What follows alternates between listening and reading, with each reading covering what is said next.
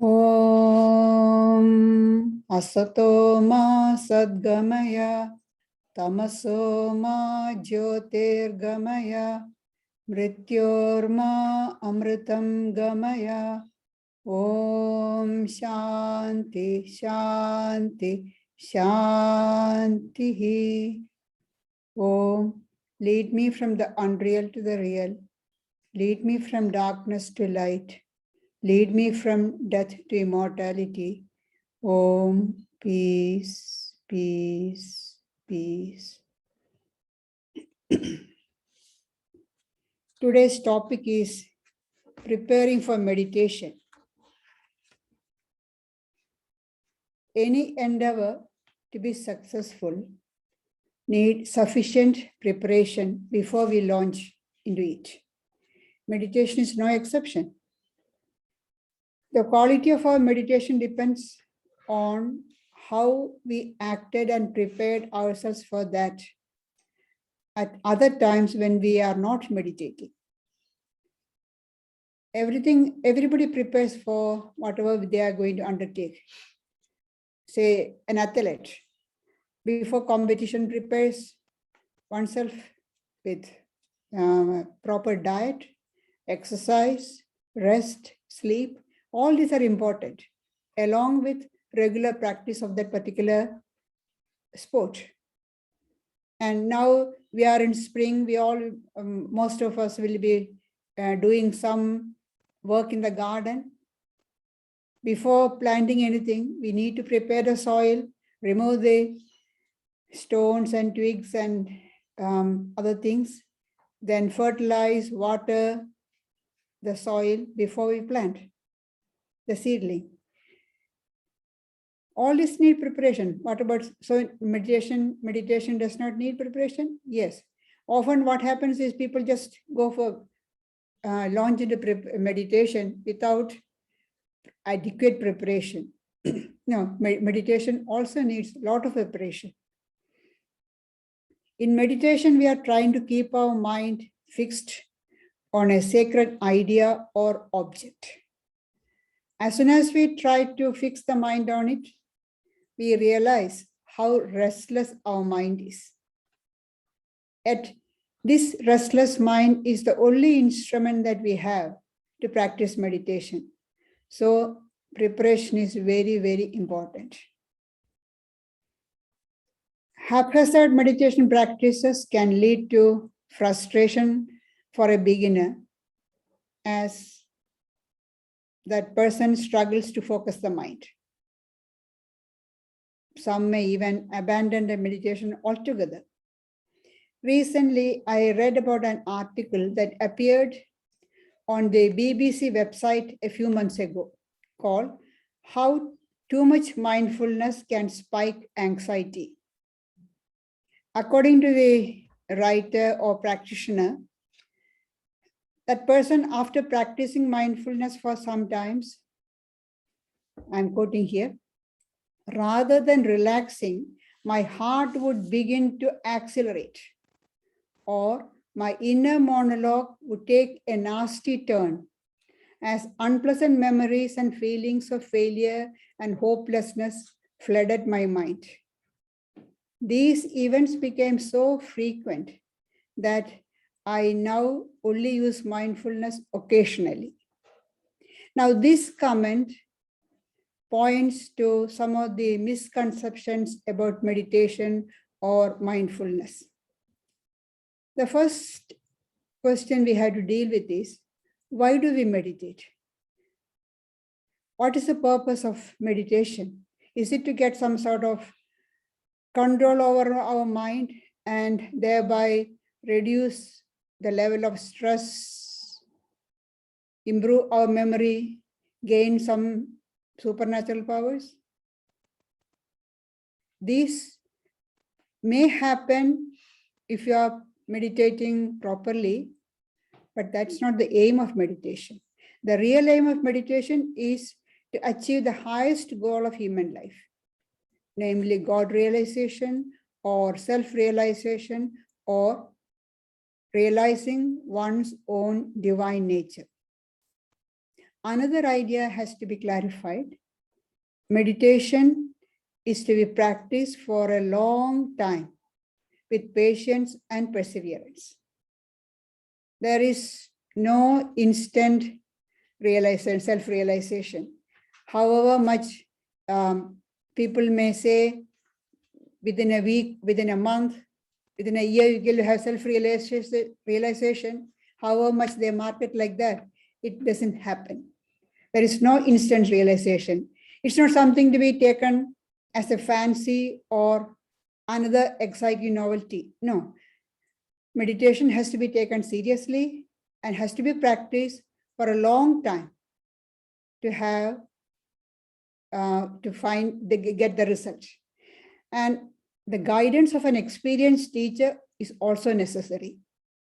A teacher who can warn you of the dangers and pitfalls on the way, and also encourage to keep up the practice in spite of failures. Now, about the disturbing thoughts that the writer in the article mentioned, we will come to that later. What are the general preparations for a meditative life? Success in meditation depends upon a peaceful living.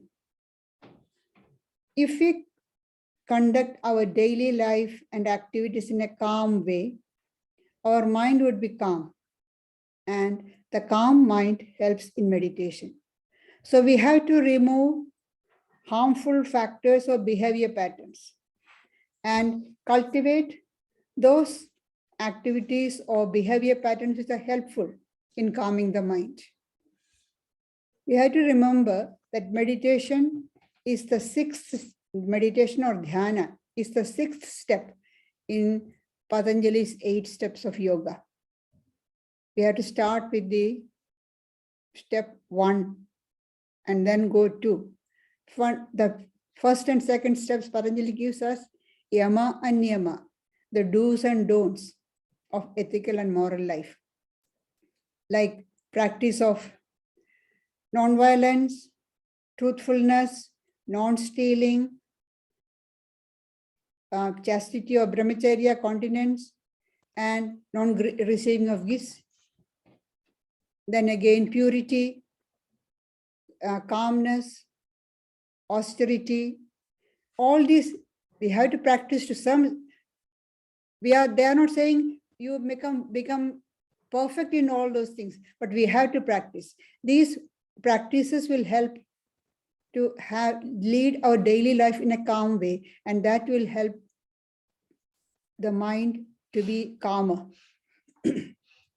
And keeping the awareness of the divine presence during all the hours of the day is a great help to calm the mind. Now, we may object saying that our work needs attention, so we can't think of God all the time. Sri Ramakrishna gives this advice to his householder devotees. Hold on to God with one hand and do your work with the other hand. He is not asking us to give all our attention, full attention to meditation or thought of God. No. Keep part of your mind on God and then do all your work, no problem. And then when we have finished with the work, return to the awareness of God again, as soon as the work is over. During the day, we do many things which doesn't need our full attention, which are almost we do automatically. At that time, we can practice keeping our mind on God. It is not impossible. It is just we have to be alert to remember that. There are many things people can do just to keep this idea back in the mind or to remind us. Some people keep a picture on the work table, in the table or in the pocket, in your wallet, just to now and then see the picture of the particular form of God that you like, that reminds you. For a second, that's enough. Just go and touch that divine presence and come back to your work. And now somebody told me how they watch reminds the person to get up from the table, take a break from the screen time and just walk around and then come back and sit. You can use that break just to connect with God. You can use your smart watch to remind you to think of God for a second. All these are different ideas just to keep the awareness of God in the mind. And when this awareness is there for longer time, then there will be less distracting thoughts or harmful thoughts coming in the mind. Brother Lawrence, in his book, The Practice of the Presence of God, writes, one way of becoming recollected easily at the time of prayer and of remaining so is to keep the mind under control at other times. That is, keep it strictly in the presence of God. Being accustomed to think of Him often, it will then be more easy to remain undisturbed in prayer, or at any rate, to recover from distraction. He's not saying that you won't have any disturbance. No.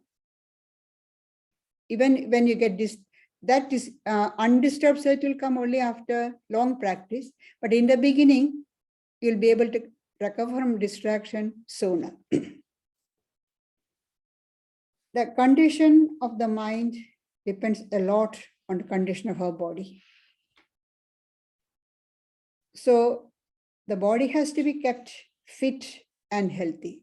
There's a Sanskrit saying, Sharira Madhyam Khalu Dharma Sadhanam. This body is the only tool that we have to practice spirituality.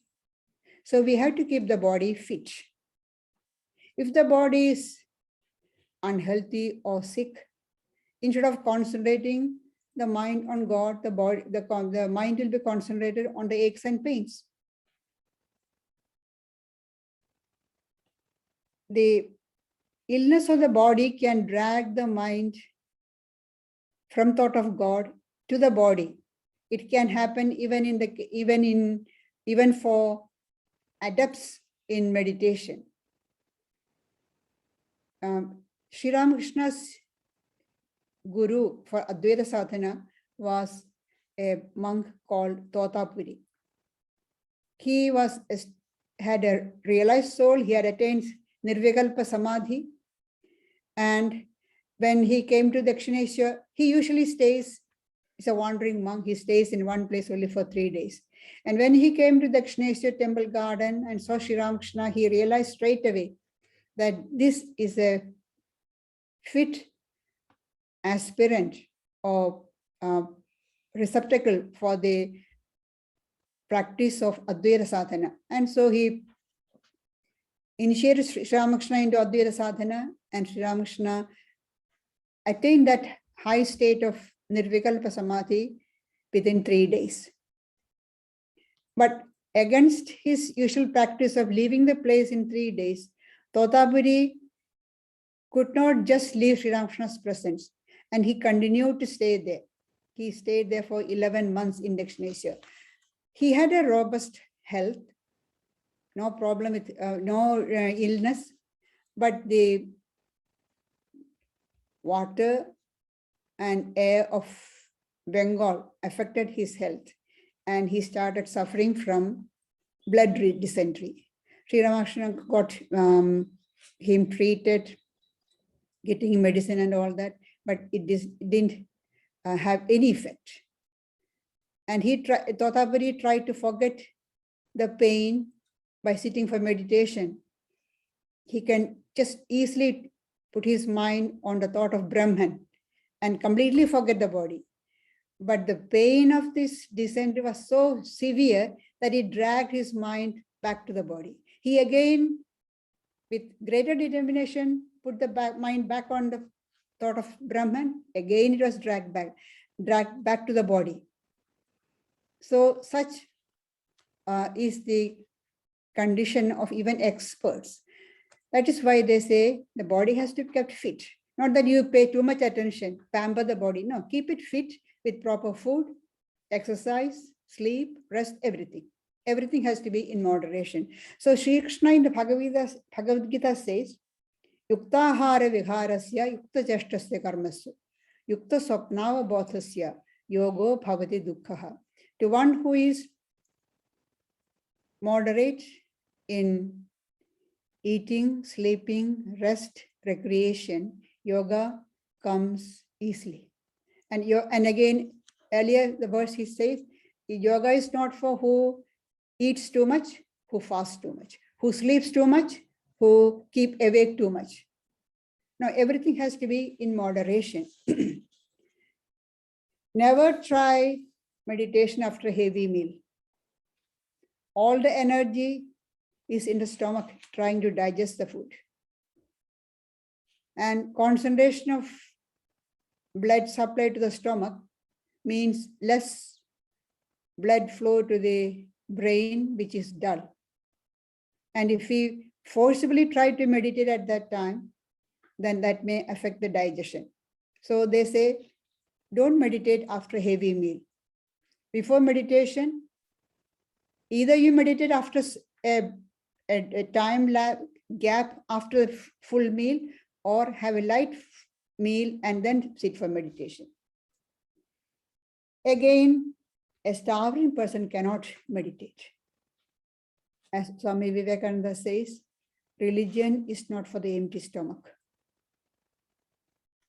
For the empty stomach, starving person, that person needs food.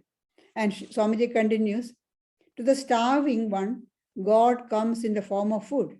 First, we had to give them food. Only then, after the stomach is full, only then we can talk to them about religion. So anything extreme is not good. This is true of all the sense pleasures. That is why Buddha preached the middle path, moderation in work, exercise, recreation, rest, everything. Buddha preached this middle path from his personal experience. When he was a young man in the palace, had all the pleasures that the world can give. And then when he came and started his ascetic life, he went to the other extreme of reducing the intake of food to such an extent that once he was taking only 5 or 6 grains of rice a day. And he became so weak. He himself says once when he touched his stomach, the hand touched the backbone. So emaciated he had become. And he realized, and he could not meditate. He even fainted when he went to take his bath. He realized that starving the body is not going to give enlightenment. Then he realized, he spoke about avoiding both extremes and follow the middle path, the moderation. It's a well-known fact that a calm mind is needed for meditation. When we examine our mind, we see that it is thoughts connected with the objects of desire that disturb our mind and prevent us from concentrating. The mind is always fluctuating. Sometimes it is quiet, sometimes it is restless. And we can see that the mind is calmer when it is not in contact with objects of desire. So we have to eliminate at least the major desires and impulses if we want to calm our mind. Otherwise, meditation will be a long struggle. It's an inner battle. It's a continuous struggle. And it is no wonder that without trying to remove the major desires or strong desires, people sit for meditation or try meditation and then get frustrated and disappointed and give it up. Now, does that mean that we start on the spiritual path or attempt meditation only after having some sort of control over the mind? then when will you start? They say, no, that's not the case.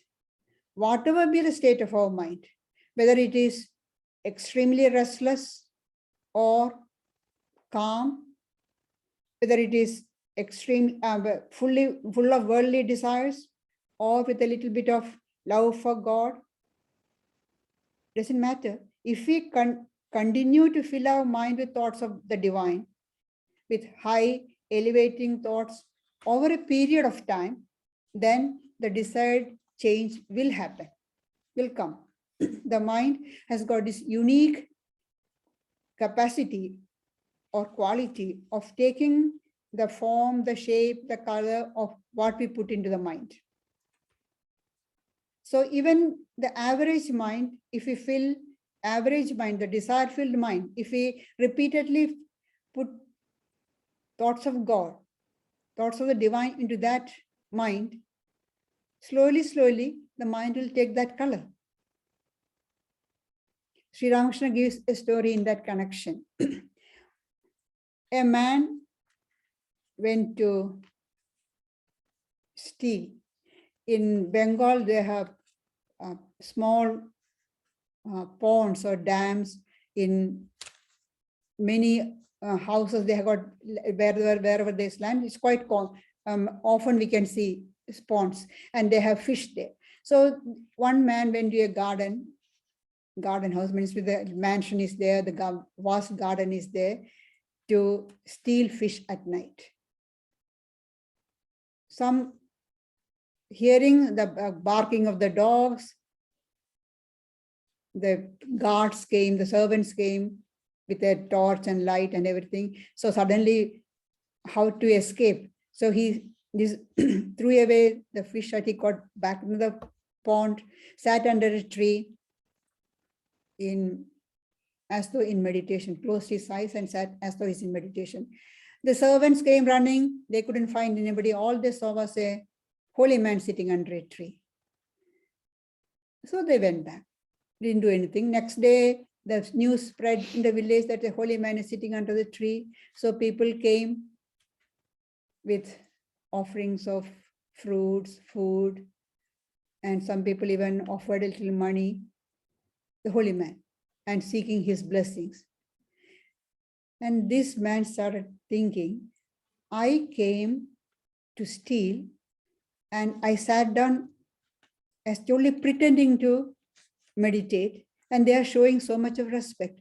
Then what will happen if I become really a holy man? With that idea, he left home and took on the spiritual life. So the idea is, what Sri Ramakrishna is trying to tell us is, even for a selfish purpose, just to escape from the being caught, he pretended. But that idea gave him, turned his mind, changed the color of the mind. So if you repeatedly put divine ideas into our mind, even if the mind is full of worldly desires, slowly it will change and it will turn towards the higher ideals. And as I mentioned earlier, the fluctuating mind would have some moments of calmness and serenity. We are asked to use such moments to connect to the divine. We may experience such moments in the calm atmosphere, out in the nature, in the bush, or gazing at the vast ocean or the starlit sky. But those moments does not mean that we have reached that stage. No, it is just a momentary experience, an unconscious experience. We haven't consciously tried to reach that state. But what we have to do is, we have to attain consciously that state of calmness, which we have experienced unconsciously. For that, all the great teachers prescribe certain practices. And the first and foremost is regularity in practice. We have to resolve that whatever happens,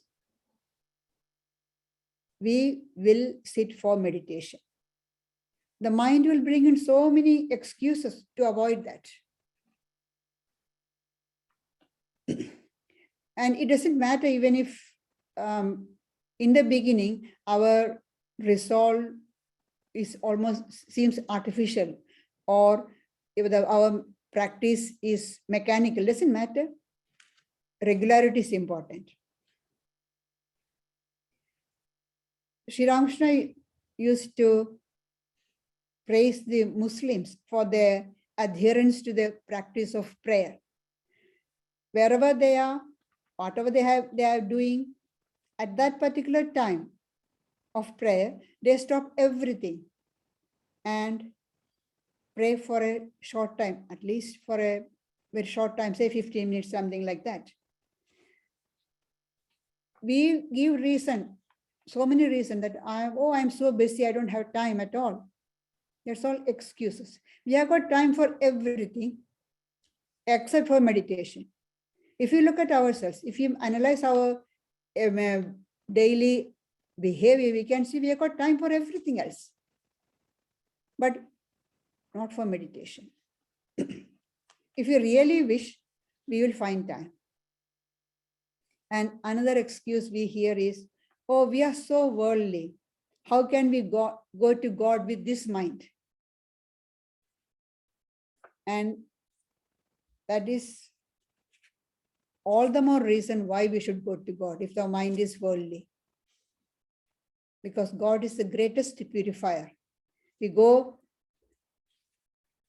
to God so that our mind will be rid of those worldly desires. Say, for example, if we are cold in winter, we are cold. So the heater is there, or the fire is roaring fire is there in the fire near the fireplace. We will say, oh, I'm so cold, let me get warm and then I go to the fire. No, we go to the fire and then get rid of the cold. The same way, when our mind is worldly, full of desires, go to God and then we will be able to get rid of that, remove that. Mind is playing all these tricks. We have to understand the mind is trying to survive itself. So it's playing all these tricks on us. And if we are not alert, we'll fall for its tricks into the trap. So we have to keep up the practice of meditation with patience and perseverance. Swami Vivekananda says, purity, patience, and perseverance alone lead to success. Without this, no success is possible.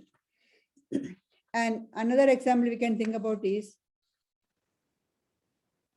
trying to sit, keeping of the practice of meditation is like keeping your seat, the rider trying to keep the seat on the horseback when he's trying to break the horse. The horse will try its best to throw you off. It will kick, it will rear, it will try all the means to throw you off. But if you are able to keep your seat there on the saddle, somehow or other, after long struggle, the horse will come under your control. The mind is exactly like that. Whatever the mind says, if we keep on practicing, in spite of even failures, if we keep on practicing, then the mind will come under our control. Sri Aurobindo says, the road to yoga is long. Every inch of ground has to be won against much resistance. And no quality is more needed by the sadhaka than patience and single-minded perseverance, with a faith that remains firm through all difficulties, delays, and apparent failures. The failures are apparent failures. The real failure, the only failure is when we stop struggling.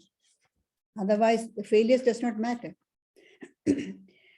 Another important factor is to have a fixed time and a fixed place for meditation. They say usually mornings and evenings, the junction of day and night is the best time for meditation. The external nature is quiet at that time, not in our city life, but if you go out away from the city, then you can see external nature becomes quiet at that time, towards at the junction of day and night in the evening, and night and day in the morning, early morning. Or we have to choose whatever time is most suitable for us. And we have to try to stick to that time. There's a great advantage in having a regular time. The mind gets used to that, habituated to that, and after a period of practice, we can see that as that time approaches, the mind automatically settles down. Without any extra effort, the mind calms down and gets filled with thought of God. Similarly, we should have a fixed place for meditation. That also is advantageous. Thinking of God for a long time, the atmosphere in that place becomes filled with spiritual vibration. That is why they say we pray in a church or temple. Old churches and temples, you can see when you go there, you feel a different atmosphere. The spirit, because so many people have prayed there for so many years, hundreds of years, thousands of years. So all that vibration is there and we can feel it. And naturally, our mind will calm down in such atmosphere. We can create such atmosphere in our own house, in a corner you set apart for meditation. If we can afford, have a separate room, otherwise just a corner in your bedroom, just a corner, but use that place only for meditation, not for any other activity. So this having a particular time and a particular place for meditation, all this helps us. When you, as soon as you enter that space, that spot, that corner, your mind automatically settles down. Now this time, this is my place for meditation. This is the time for meditation. The mind gets conditioned.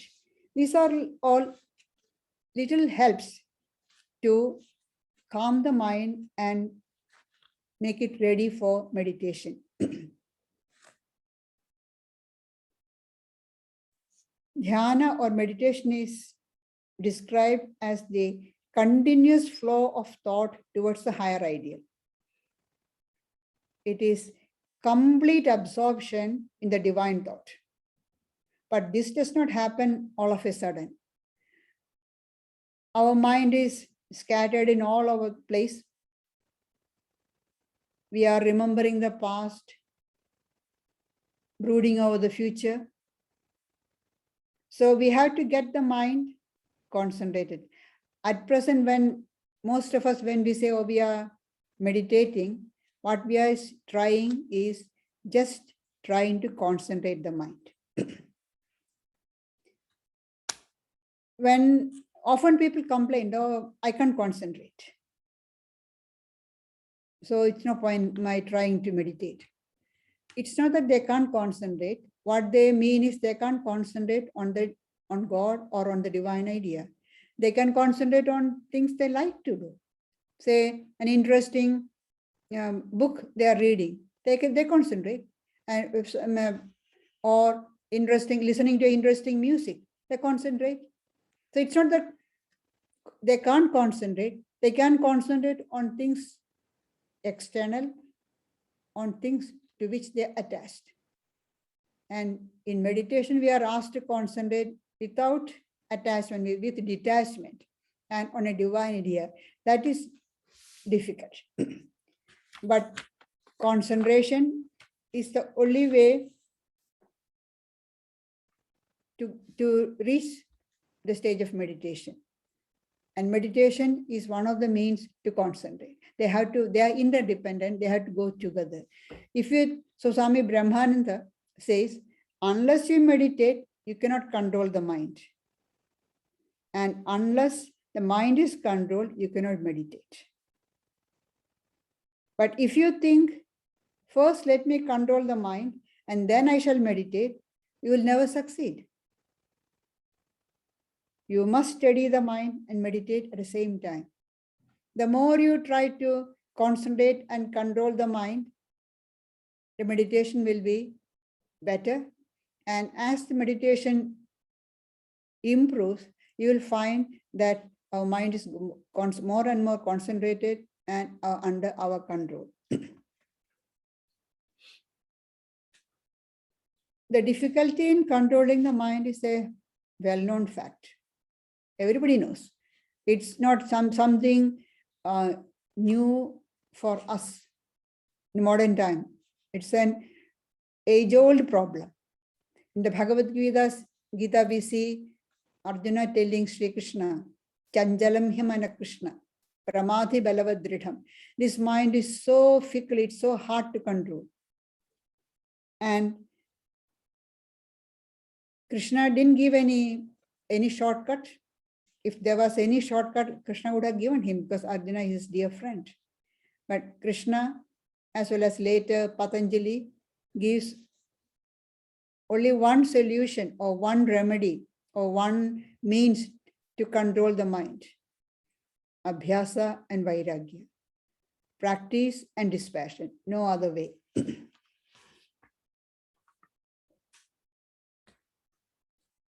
One difficulty that people who try sincerely to practice meditation or control of the mind is that as you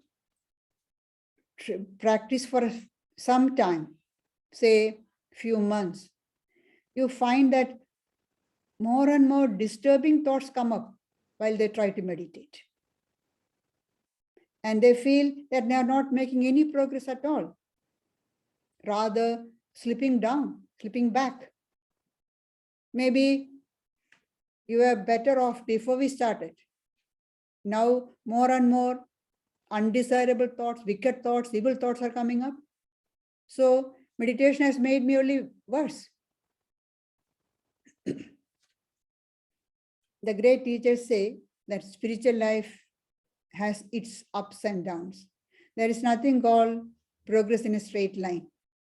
It is like climbing a mountain. You climb one hill, then you climb down. And then before you climb up the next one.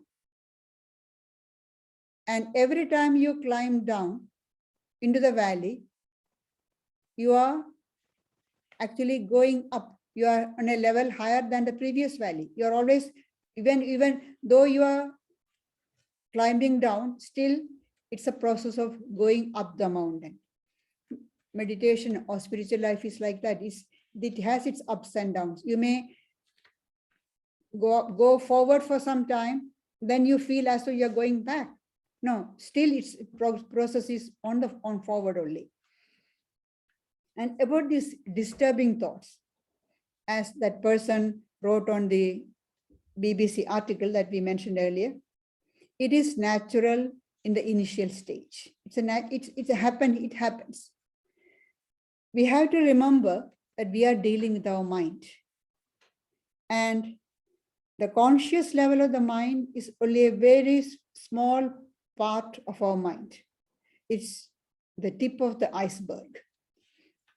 The majority or the vast portion of the mind is at the subconscious or unconscious level. And there we have stored all the impressions of our past experiences. The experiences that we have gone through, they are all stored there, nothing is lost. The experiences where they are of this life and all the past lives. Experiences, good and bad experiences, traumatic and frightening experiences, happy and pleasing experiences. all those impressions are there. Nothing is lost. They're all stored carefully in the subconscious. And this sum total of these impressions or tendencies is our character. And these tendencies control our conscious thoughts, feelings, and actions. Consciously, we may decide to act or behave in a particular way, but we see often that our tendencies, our habit, our character make us act differently. We decide one way, but we act differently by the force of habit. And that, what is this habit? Our past impressions come in, which are controlling us from the subconscious level.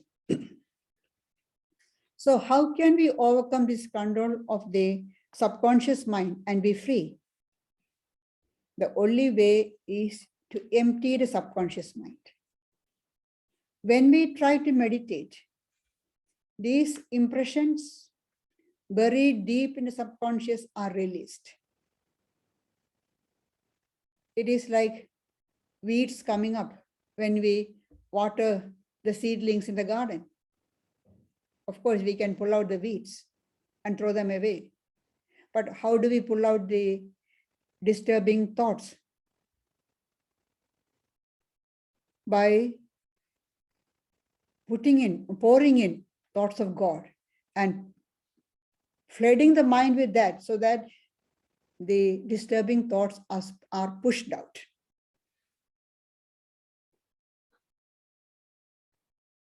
Before we started practicing meditation, we may not have even noticed that such disturbing thoughts or evil thoughts or wicked thoughts, desires came up in our mind.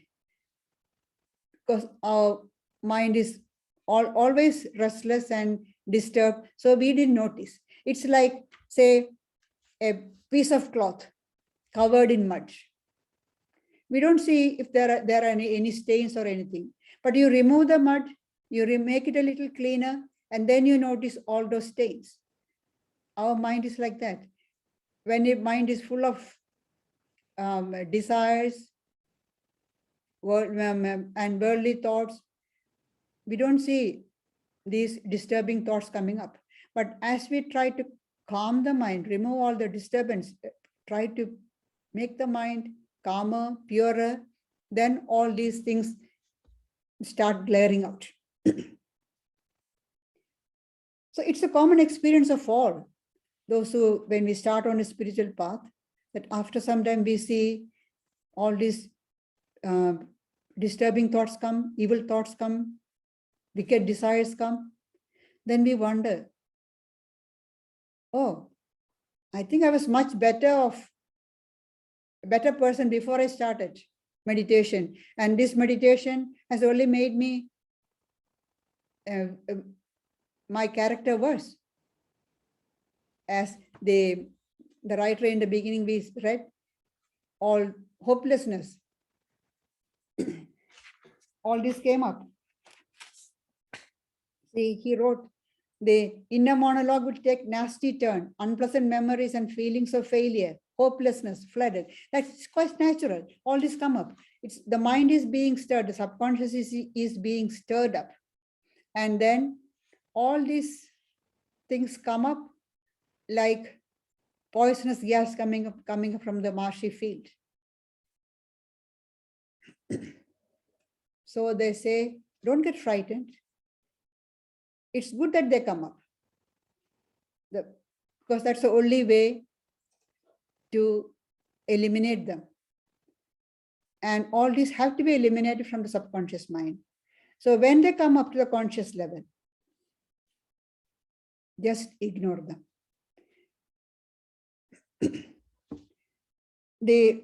But we have to be careful not to get attached to those thoughts. If you try to relive them, you're giving them extra energy and they become stronger. Don't get attached, don't pay much attention. well, if you too much disturbing, tell yourself it is past, it's over. I have turned a page. I don't have anything more to do with you. Just get out of my mind. Say that again and again to ourselves. We have to give auto-suggestion. And slowly, slowly, those impressions become weaker and die out.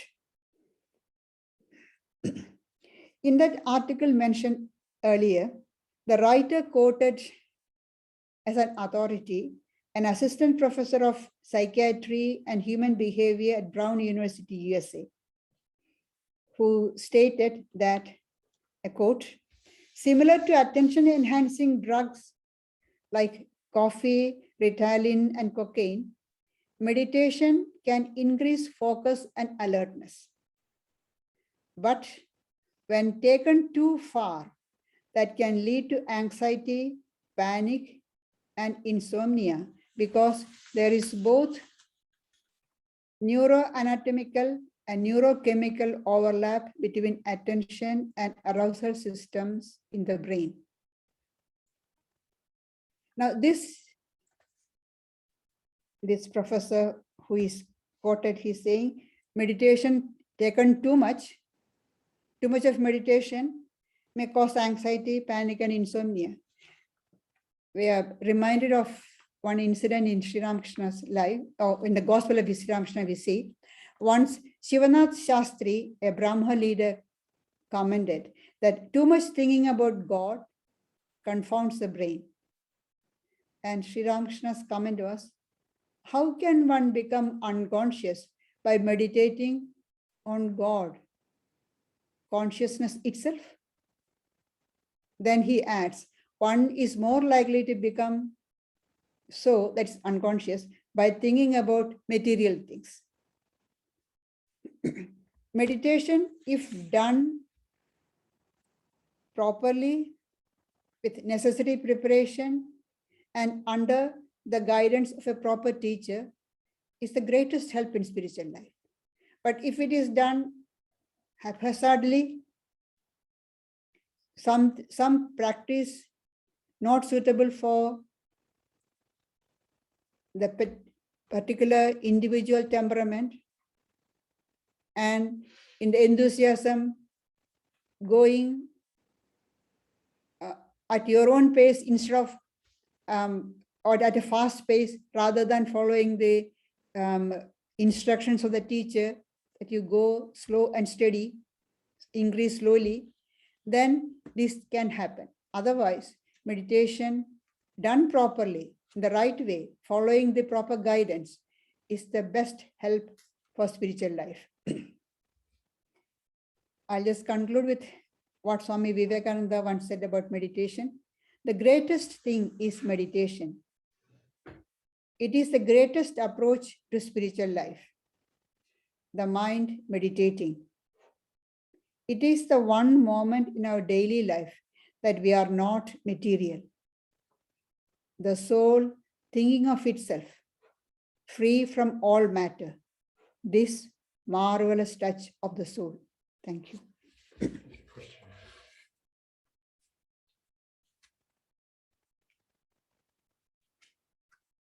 Well, if we can keep the mind on God, any activity is fine. The idea is keep the mind on God. But that is not meditation. That can help you later when you sit for meditation. We won't call that meditation, but that is a preparation for meditation.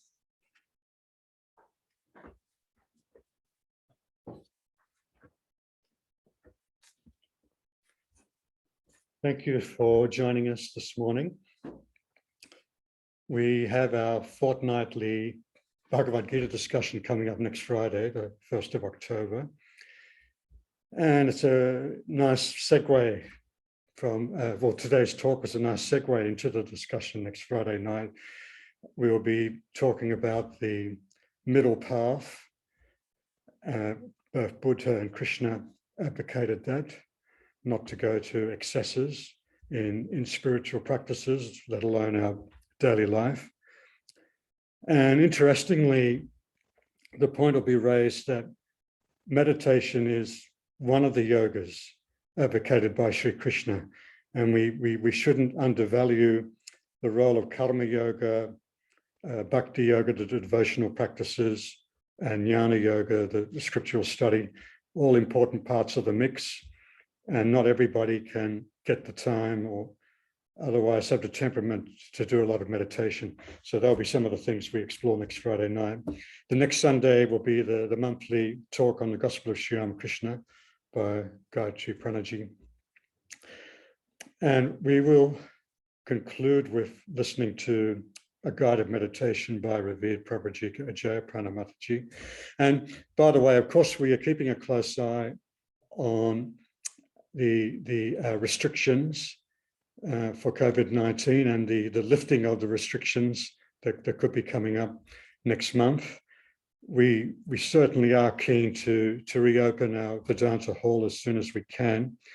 Of course, we gather that we should really only be admitting people into the hall who are fully vaccinated, and we have the QR code set up there. So I guess we're going to have to be quite careful about when we do reopen, but certainly we would like to reopen as soon as we can. So we will keep you informed about that. So now just give me a moment to set up the guided meditation, and please sit up straight and close your eyes.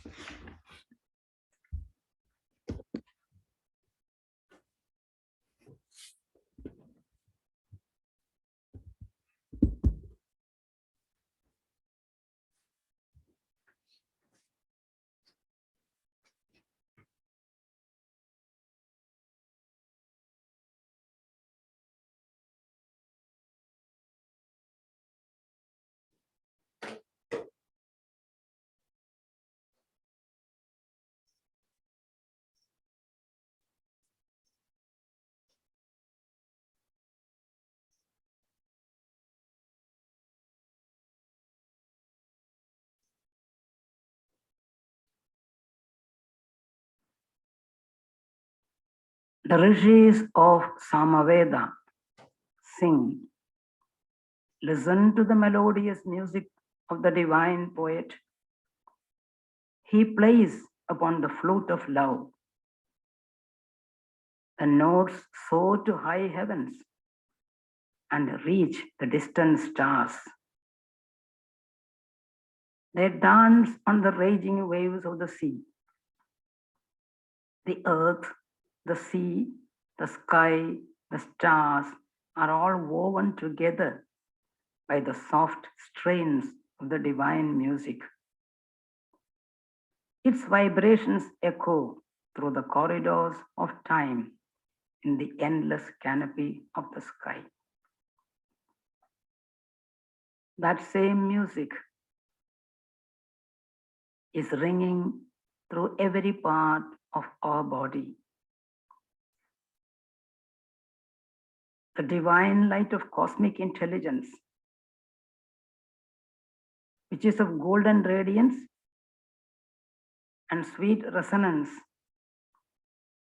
descends from its infinite abode to inspire us when we invoke its presence in our meditation. O Lord of divine light and silent peace, mayest thou accept the praises recited in silence by our hearts in the voiceless language of our yearning and love. Let us try to feel a stream of divine consciousness that is flowing gently and quietly, silently and smoothly through our veins.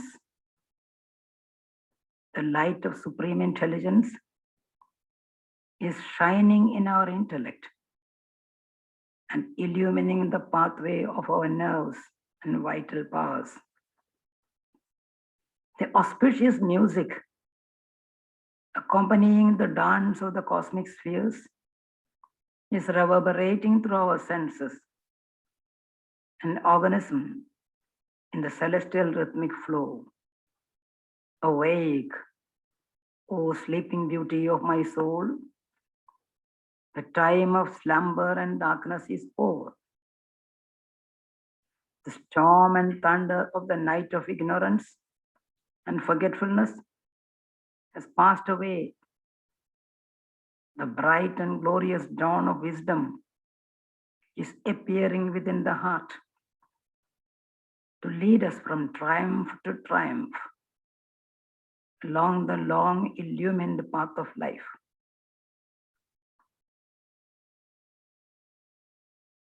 Let us tell ourselves, we have reached the safe harbor of our real source, the sweet shores of perpetual purity, the quiet land of undisturbed peace, which is our real home. We had strayed away long and far into the turbulent unrealities of ephemeral pleasures and the dark whirlpools of worldly attractions. Today, in these few moments of quietness, let us try to relax, collect ourselves, and feel the presence of our inner soul.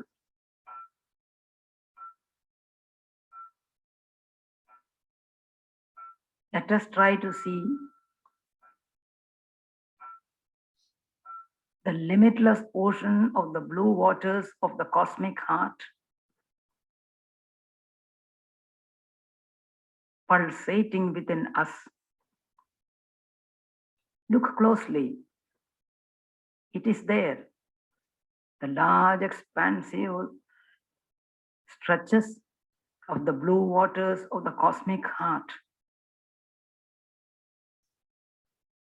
We are a part and parcel of the cosmos. So the cosmic heart, the limitless expanse of the blue waters, are there within our heart. It is resplendent with a silver radiance. See the surface of the water? Shining with a silver radiance because of the presence of divinity inside, hidden inside the heart. Just that. We are not puny little human beings. We carry the infinite cosmic heart within us. The heart that is pulsating within us is in tune with the rhythm of the cosmic heart. Feel the expanse of infinity within and around us. Forget the limitations of the body.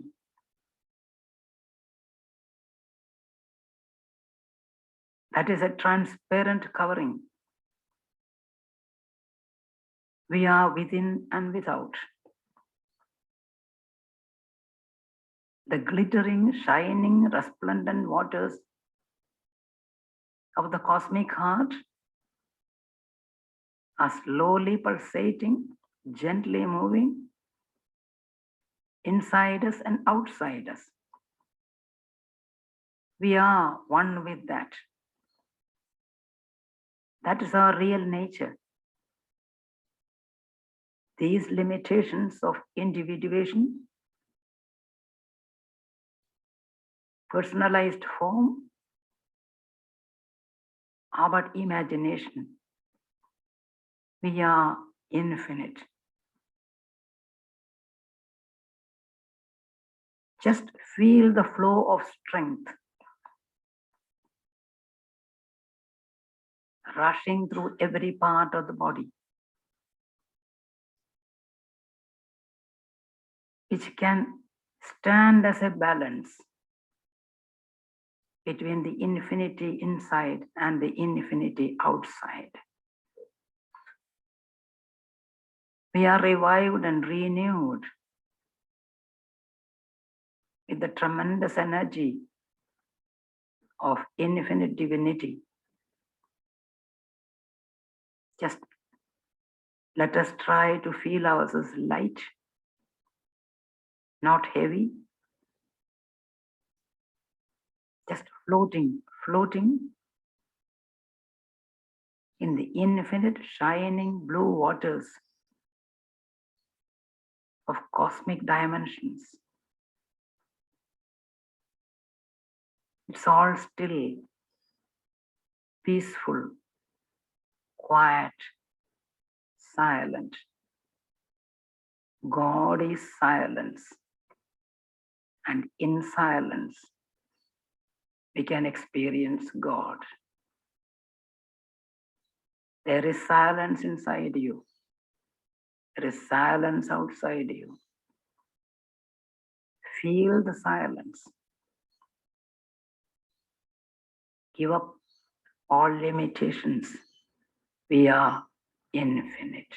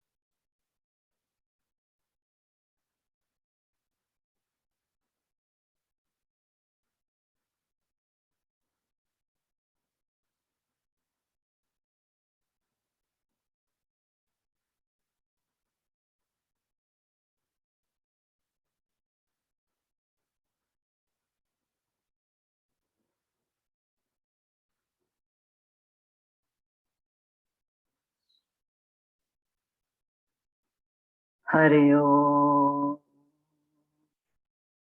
Shanti, Shanti, Shanti. Peace, peace, peace.